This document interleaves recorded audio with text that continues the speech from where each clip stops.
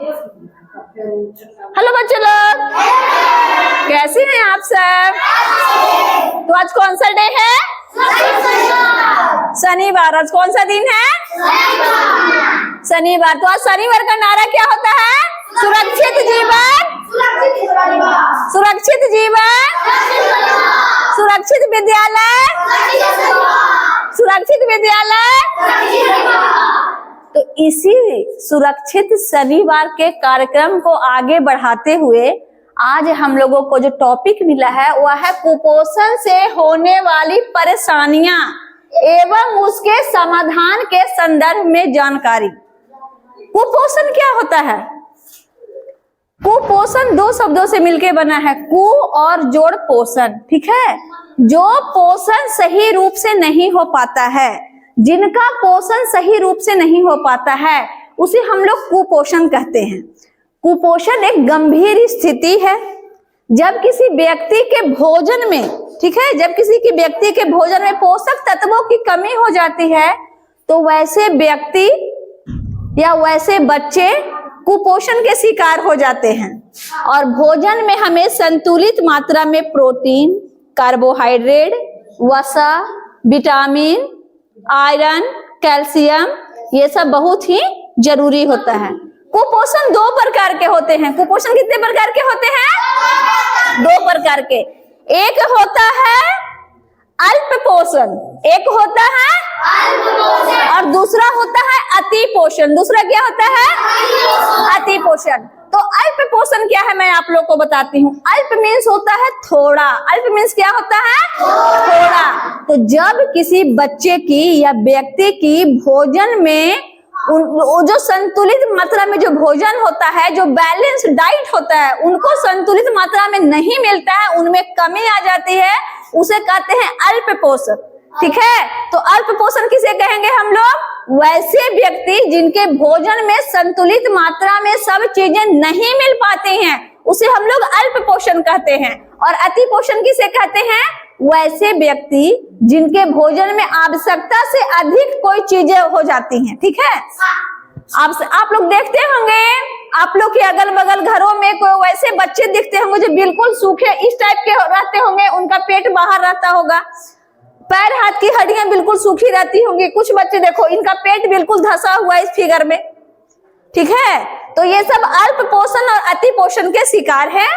इसको कवर ऋषिकोर कहते हैं। ठीक है, कवर सिरकोर कहते हैं। इसमें क्या होता है कि पेट बाहर आ जाता है, बच्चों का पेट बाहर आ जाता है और हाथ पैर की हड्डियां सूख जाती है। और एक होता है मरामश नाम की बीमारी। मरामश नाम की जो बीमारी होती है, इसमें पेट बिल्कुल अंदर धंस जाता है। ठीक है, और बच्चे देखने में बहुत ही अच्छे नहीं लगते, एकदम गंदे लगते हैं। तो इस टाइप से अल्प पोषण और अति पोषण होता है। कुपोषण के दो प्रकार होते हैं। और एक बात ये आप लोग जान लीजिए, ये मत सोचिए कि कुपोषण आपके घर के आसपास है, आपके राज्य में है, आपके शहर में है। नहीं, यहाँ तक कि कुपोषण सिर्फ और सिर्फ हमारे देश में नहीं है, कुपोषण पूरी दुनिया में है। ठीक है, कुपोषण क्या है? पूरी दुनिया में फैला हुआ है। दुनिया भर में करीब 190 एडल्ट होते हैं, औसत निकाला गया है। वो क्या होते हैं? अधिक वजन के शिकार होते हैं। और उसमें से 46 करोड़, 190 करोड़ और 46 करोड़ जो वैसे युवा हैं जिनका वजन आवश्यकता से कम होता है।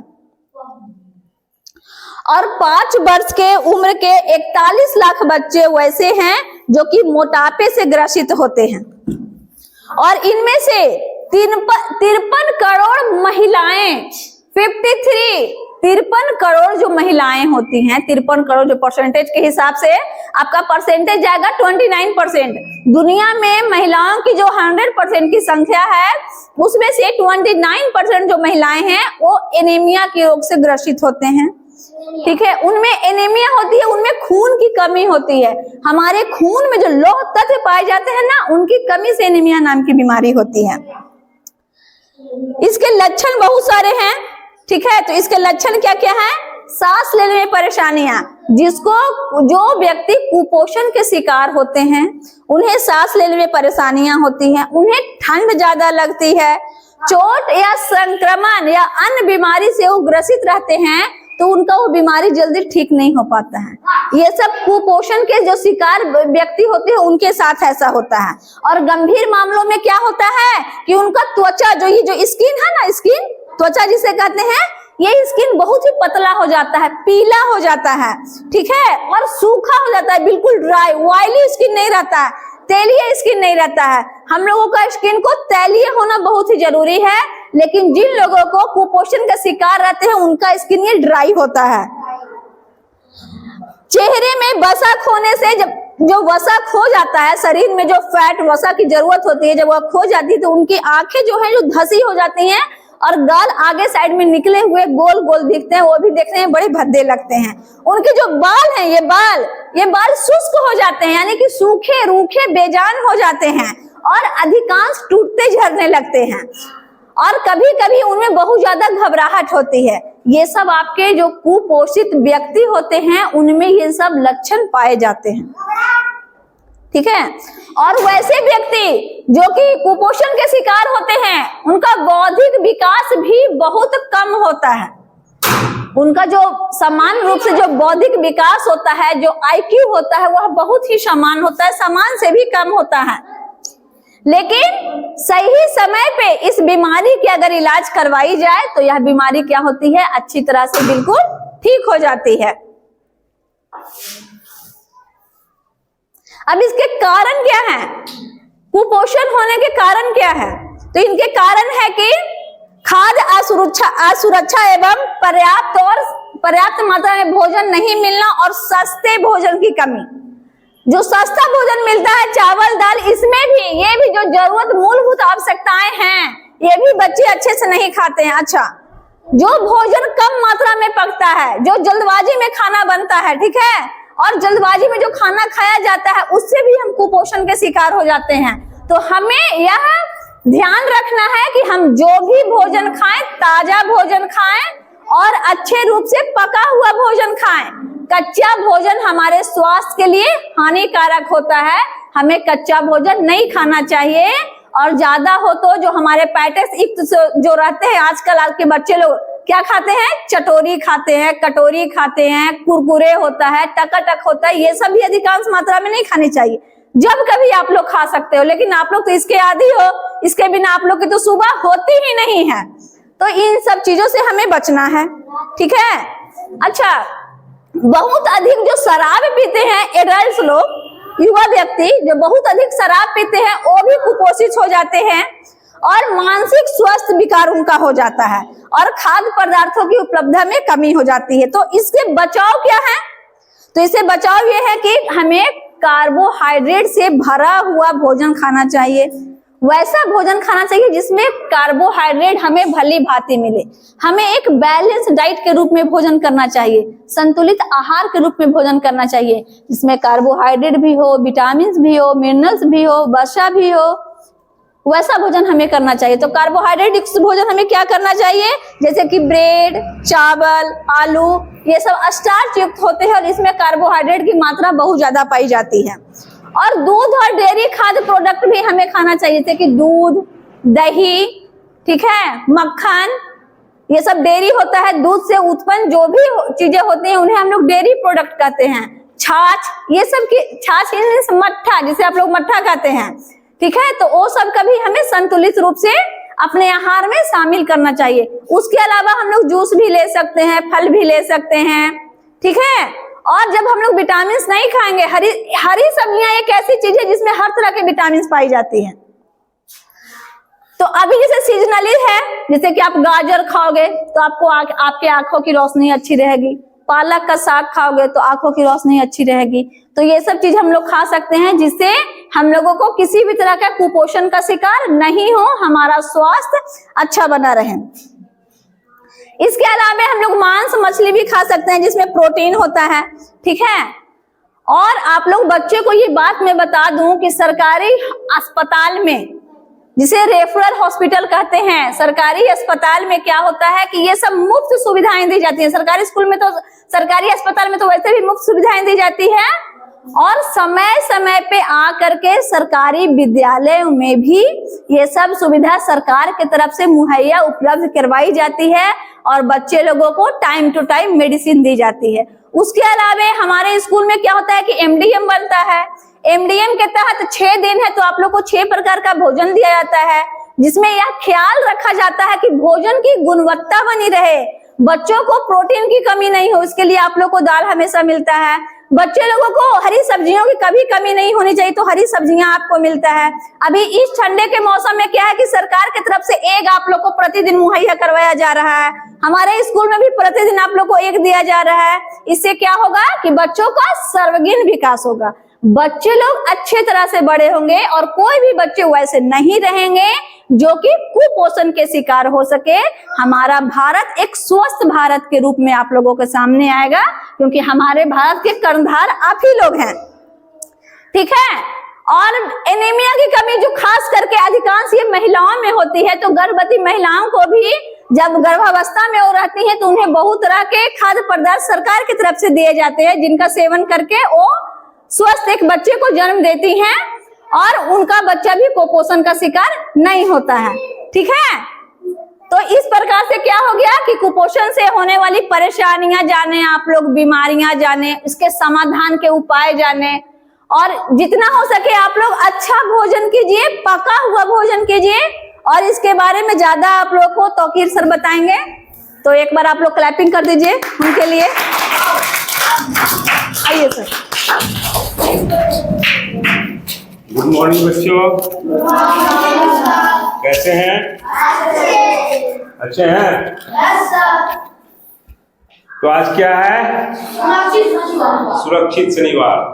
तो आज का जो टॉपिक है, आज का जो विषय है बहुत ही शानदार है। इसके बारे में आप लोग को और हर शनिवार को तरह तरह के विषय में बताया गया है, लेकिन आज बहुत दिनों के बाद ये विषय आया है जो आप लोग को क्लास में बताया गया था, लेकिन खास सुरक्षित शनिवार को भी ये टॉपिक आया है। कुपोषण से होने वाली परेशानियां एवं उसके समाधान। समाधान मतलब बचाओ।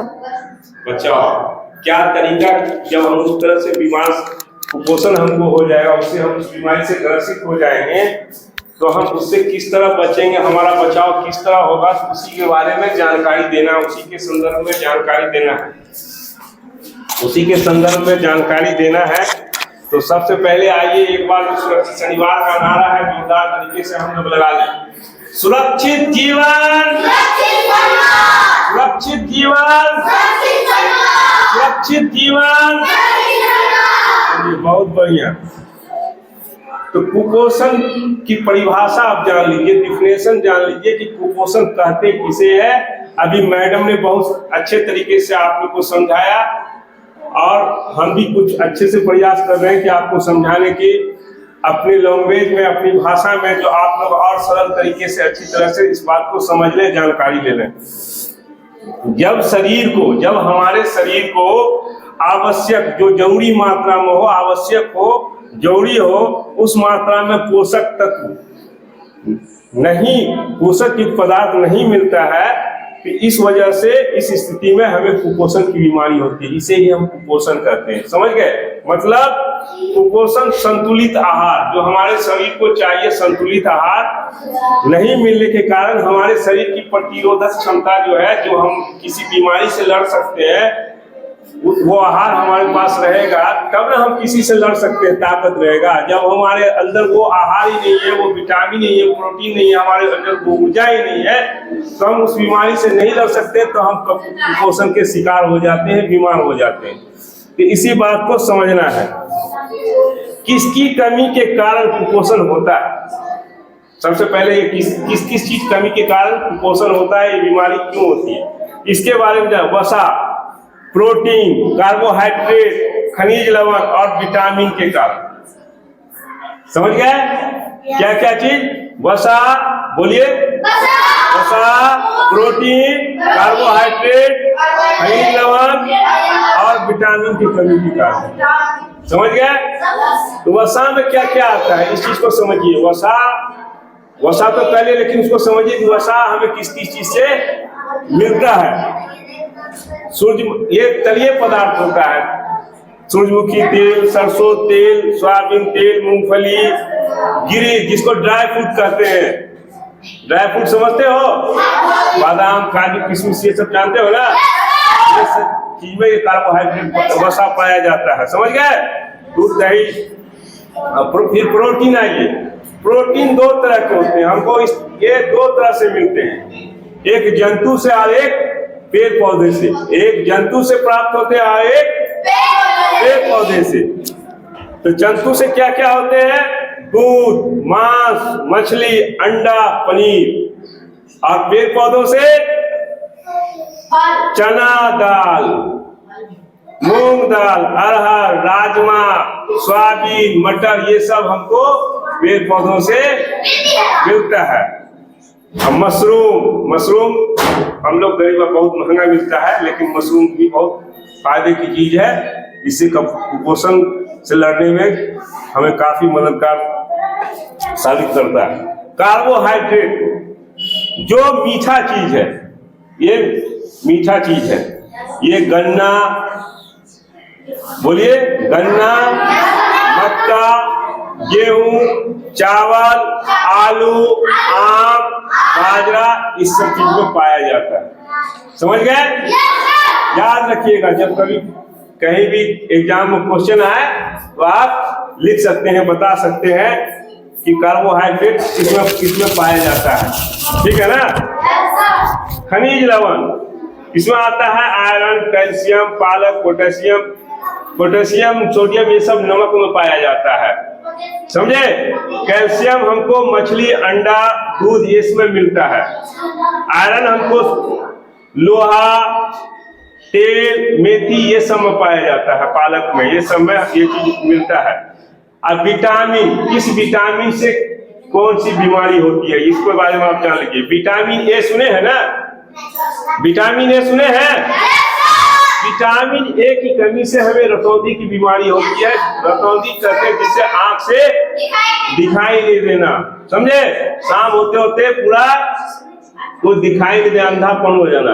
तो विटामिन ए की कमी के कारण से, कोई बोल देगा कि आंख की कमी रोशनी किससे कम, कौन विटामिन की कमी से होती है, तो फौरन बोल देना है विटामिन ए। तो विटामिन ए किसमें पाया जाता है? तो आप मछली, दूध, आम, गाजर, पपीता, ये सब चीज में विटामिन ए पाया जाता है। अब विटामिन बी, इससे कौन सी बीमारी होती है? बेरी मतलब इससे शरीर हमारा बिल्कुल कमजोर, दुबला पतला हो जाता है। बिल्कुल दुबला पतला हमारा शरीर बिल्कुल कमजोर हो जाता है। अब विटामिन सी, ये जो विटामिन बी हमें गेहूं, चावल, यकृत, ये सब में मिलता है। समझे? विटामिन सी किसमें पाया जाता है? आंवला, टमाटर, नींबू, अमरूद, मिर्ची, संतरा। इस विटामिन सी की कमी से स्कर्वी की बीमारी होती है, जो मसूड़ों से देखते हो कितने आदमी को खून आता है। देखते हो जब ब्रश करते हो या कुछ करते हो या हल्का सा भी रहा तो मसूड़ा से खून निकलने लगता है। समझे? इसी की कमी के कारण, और हमारा घाव, जो किसी को जख्म हो जाता है, घाव हो जाता है, वो जख्म जल्दी छूटता नहीं है, सूखता नहीं है, इसकी कमी के कारण। समझ गए? अगर हम ये सब आंवला, टमाटर, नींबू, अमरूद ये सब लेंगे तो ये बीमारी हमारा दूर रहेगा। इसमें पाया जाता है विटामिन सी। विटामिन डी हमें किससे मिलता है? सबसे ज्यादा हमें मिलता है धूप में। सूरज की विटामिन डी जो है ना, हाँ, तो इससे दूध, मक्खन, मछली, कलेजी, अंडा खाइए। इससे बीमारी रिकेट्स, इस बीमारी का नाम रिकेट्स, इससे हड्डी कमजोर होता है। इस बीमारी में हमारा शरीर का हड्डी है कमजोर हो जाता है। अगर ये सब चीज खाएंगे तो हमारा हड्डी, सुबह धूप लेना चाहिए, धूप में बैठना चाहिए, जिससे हमारा हड्डी विटामिन डी, सूरज की रोशनी से हमें विटामिन डी भी प्राप्त होता है। समझे? तो इस रहना चाहिए। कैल्शियम की कमी के कारण हड्डी कमजोर होता है। आयोडीन की कमी से घेघा रोग होता है, जानते हो ना? हाँ, इस सबको याद रखना। लोहा की कमी से एनीमिया की रोग होता है। एनीमिया मतलब खून की कमी। अभी मैडम ने बताया ना महिला लोग में इस चीज की ज्यादा पाया जाता है। प्रोटीन की कमी के कारण सूखा रोग, ये देख रहे हो, सूख गया नहीं ये पिक्चर देख रहे हो, ये प्रोटीन की कमी के कारण होता है, समझे। ये जो रोग है क्वाशियोरकर, ये बच्चों का हाथ पैर पेट सब फूल जाता है। कितने को देखते होंगे कि पेट है, यह दूल्हा पेट यहाँ निकला हुआ, देखते हो ना कितने बच्चे का क्वाशियोरकर ये बीमारी होता है जिसमें हाथ पैर फूल जाता है। तो इसको आप लोग ध्यान रखिए। हम लोग घर पे सब जो संतुलित आहार सब चीज मिला जुला के, मीट मांस मछली, जो अगर शाकाहारी हो तो शाकाहारी में भी दूध है, पनीर है, दही है, फल है, तरह तरह की सब्जी है, उसका हम सेवन करेंगे अच्छे से, तो हमें ये बीमारी नहीं होगी। संतुलित आहार लेते रहें और अपने जीवन को सुखमय बनाए, अपने बच्चे के जीवन को सुखमय बनाए, बीमारी होने से बचाएं, ठीक है ना। इस बात का ध्यान रखें। तो आप लोग समझ गए पोषण क्यों होता है, समझ गए ना। चलिए बहुत अच्छा। तो आज इस टॉपिक को आप यहीं पे विराम देते हैं और आप लोगों को फिर से एक बार नारा लगा लीजिए, सुरक्षित जीवन, सुरक्षित जीवन, सुरक्षित जीवन। छाया में आ जाए। तो अब मैं मोहम्मद तौकीर खां और छाया मैम आप लोग सभी साथियों से यहीं पे इस टॉपिक को विराम लगाते हुए फिर आगे अगले शनिवार दूसरे विषय के साथ दूसरे टॉपिक में मिलेंगे। तब तक के लिए हम सभी साथियों अपने बच्चों के साथ योगस्थ तलवा से आप सभी साथियों से विदा ले रहे हैं। ओके। आप सभी साथियों को इस वीडियो में बताई गई जानकारी अच्छी लगी हो तो इसे जितना ज्यादा से ज्यादा हो लाइक करें, हमारे इस चैनल को सब्सक्राइब करें और शेयर करें। और हाँ, एक बात और, आप लोग अपना कमेंट हमें जरूर दें, क्योंकि आपके कमेंट से हमें आगे बढ़ने की साहस मिलती है, हमारी कमियां हमें पता चलती है। तो आप लोग कमेंट जरूर करें, हमारे द्वारा बनाए गए वीडियो में जो कमी है हमें वो बताएं। इसके लिए आप लोगों को बहुत बहुत धन्यवाद।